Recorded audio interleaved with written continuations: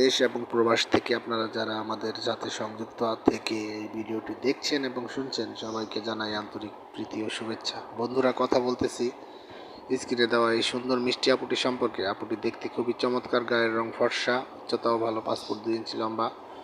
ওনার বর্তমান পরিস্থিতি হচ্ছে উনি ওনার বাবা মায়ের সাথে আছে বা থাকে। ওনার পরিবারে ওনার বাবা আছে, মা আছে। বাবা অসুস্থ, বড় ভাই আছে একটা। বড় ভাই আপনার হচ্ছে একটি প্রাইভেট কোম্পানিতে জব করে।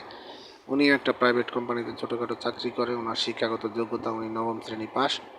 উনি নামাজ কালাম পড়তে পারে, কোরআন পড়তে পারে।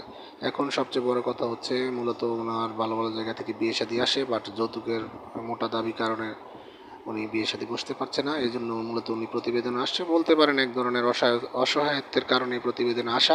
আপনারা যারা ওনার সম্পর্কে আরও ডিটেল জানতে চান, স্ক্রিনে দেওয়া নাম্বার আছে, ওনার সাথে কথা বলে নেবেন।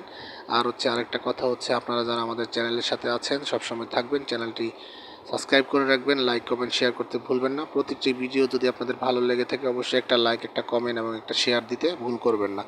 আপনাদের ভালোবাসা পেয়ে আজ আমাদের চ্যানেলের এত দূরে আসছে।